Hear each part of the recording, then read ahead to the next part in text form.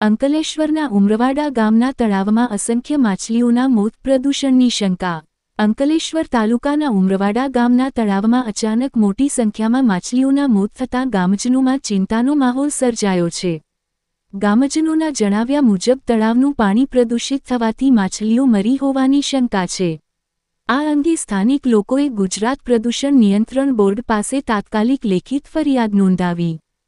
ફરિયાદ બાદ કાની ટીમ ઘટના સ્થળે પહોંચી અને પ્રાથમિક તપાસ હાથ ધરી છે.